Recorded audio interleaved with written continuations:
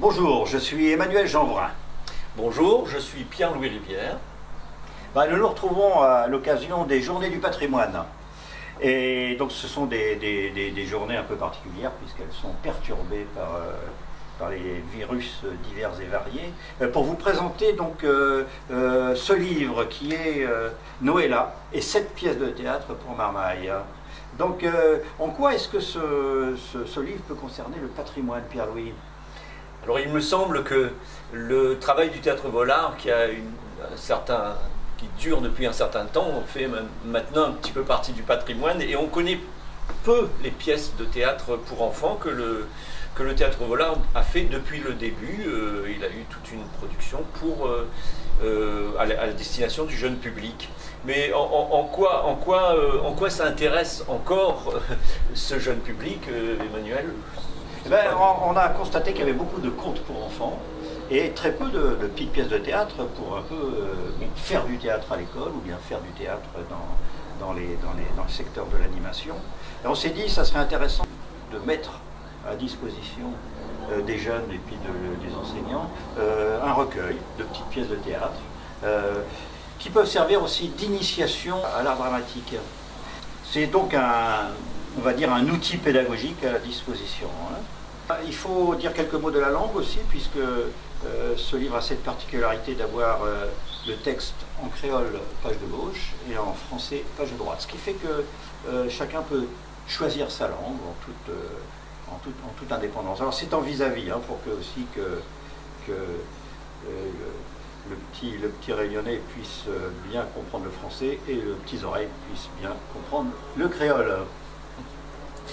Alors les thèmes des pièces, moi je les ai choisis, enfin pour ce qui me concerne, souvent au début dans les contes, parce que les contes oraux sont dits ou plus tellement dits par les vieilles personnes maintenant, donc c'était intéressant de le traduire en pièces de théâtre. Donc le premier que j'ai choisi, c'était Le chasseur de Tang, qui est une petite histoire d'un petit chasseur de Tang qui reçoit d'une fée une tabatière, il devient riche, puis il est convoité par le roi d'à côté, qui essaye de le saouler pour avoir le mystère de son histoire, et puis finalement le petit chasseur de Tang se fait avoir, et puis il retrouve sa forêt et ses tangs. Voilà, c'est une petite histoire comme ça. Voilà, il parle trop, et donc il parle trop. Voilà, il faut pas trop parler.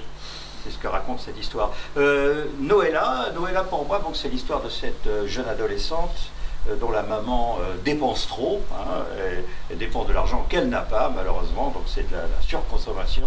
Ce sont des soldes et des promotions. Oh mon chéri, il faut à moi des robes, des bijoux, des chaussures. Et donc elle va finir par tirer sa maman d'affaires en allant voir notre très cher grand-mère Cal, bien de nouveau. Donc on a voulu recycler des personnages aussi d'un patrimoine beaucoup plus ancien. M'y aime rien. Et surtout pas d'enfants. Il y a un autre conte qui m'a intéressé, c'était le petit savetier transformé en créole, en cette petite pièce qui s'appelle Tiesset Blesse 14, où il y a un petit savetier qui est pauvre, encore une fois, il est dans la... Et puis en plus il est blessé, il y a les mouches qui tournent autour de son boubou, et puis il entend parler de la fille du roi que le roi veut marier, et il décide d'aller chasser le grand diable dans la forêt pour obtenir la main de la fille du roi. Puis il y parvient par sa ruse, et il revient victorieux avec ce nom de Tiesset Blesse 14, comme s'il était un grand guerrier alors qu'il ne s'agit que de mouches. Regarde ça.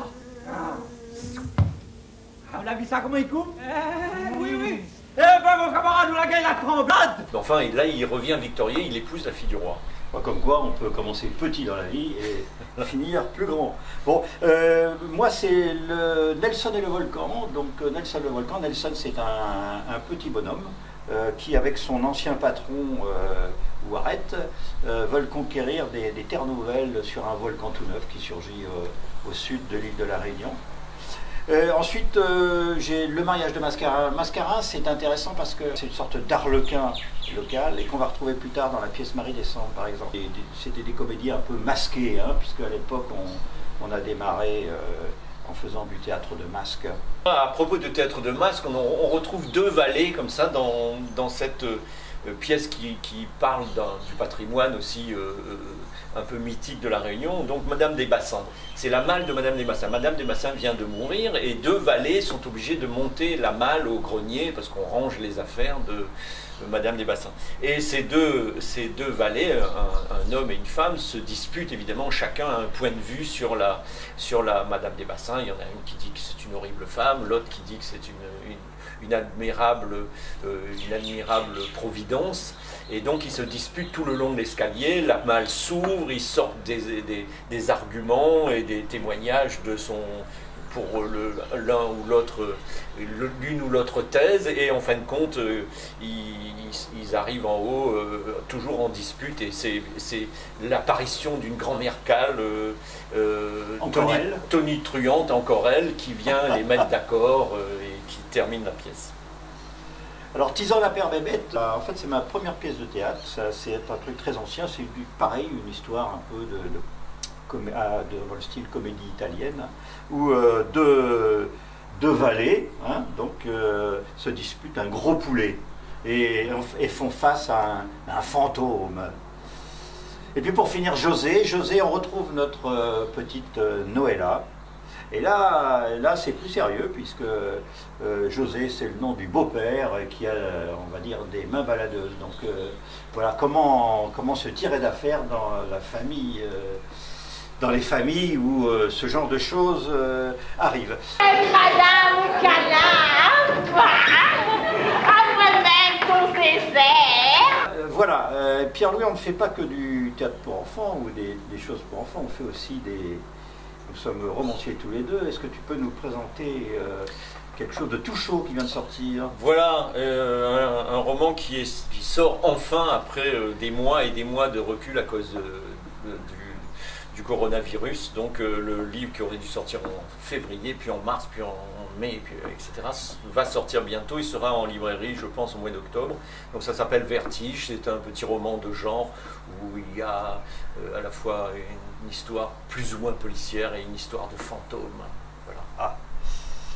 Et puis pour moi, c'est Sabena qui est paru il y a un an, donc qui raconte l'histoire de 3 générations de femmes d'origine comorienne. Donc c'est une balade entre les Comores, où on retrouve le vilain Bob Denard, Mayotte, l'île de la Réunion, et puis Majinga, à Madagascar.